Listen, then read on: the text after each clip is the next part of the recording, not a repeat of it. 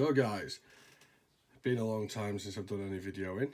What I'm going to do today, I'm going to show you how to quickly upgrade the Mac Mini 2014. This will not work on anything else. Basically upgrade it to take an NVMe SSD. Okay, so what you need is your NVMe SSD. You need a special Torx TR6 screwdriver. It's the one that has like a little indentation in the top. And also you need this. I'm just going to open this quickly for you guys.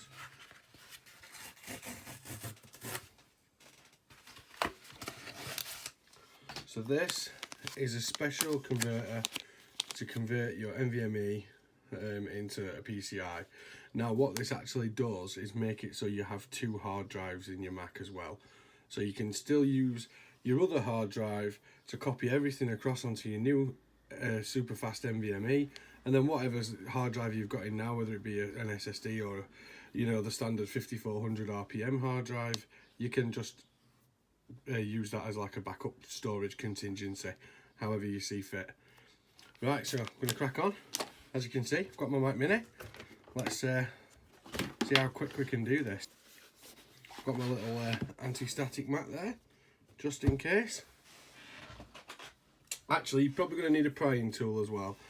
These Mac Minis don't have the rubberized covers, so you just have to kind of feel for it and then pry it up, and it just comes right off.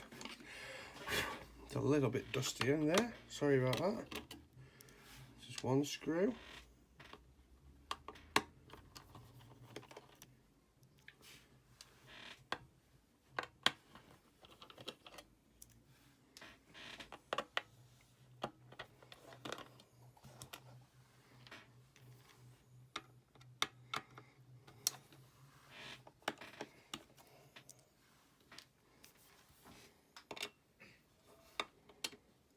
So you can get all the parts for this on Amazon, eBay, places like that.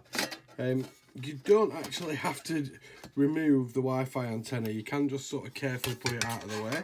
This is I've actually read up how to do this online, so I'm not just going into it bare bones, so to speak.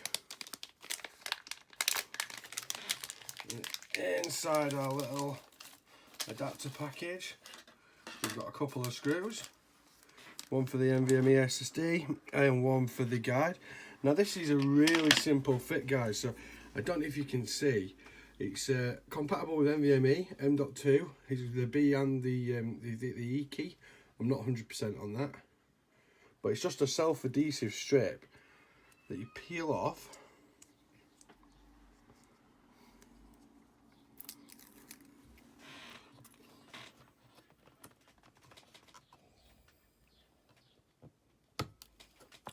And then that's it. It connects in, it tallies up, it just marries up nicely. And it actually, I'll just try and adjust the camera a little bit, gives you the OEM look as well. So it connected straight onto this little PCI lane here.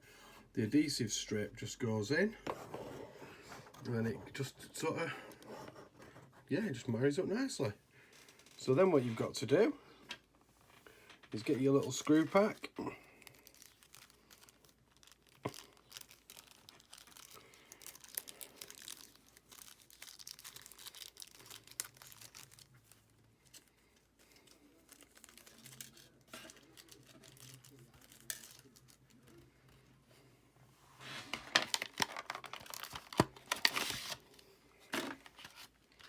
Then you can get your little NVMe.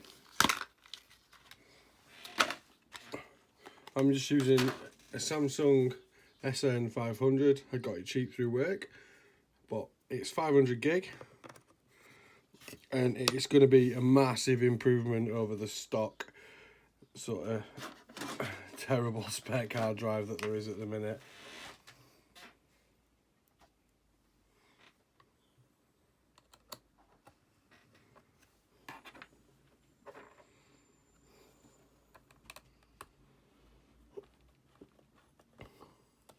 And that's it. It literally is as quick as that. That's everything installed. So now you're just going to pop your cover back on.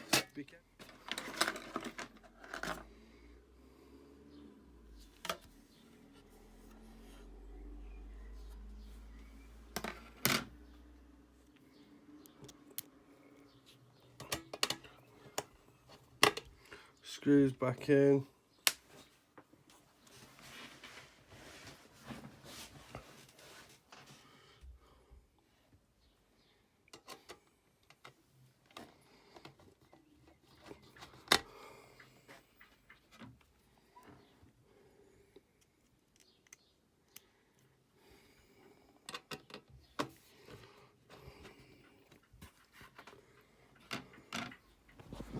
I just wanted to show you guys with the old hard drive how laggy this actually is.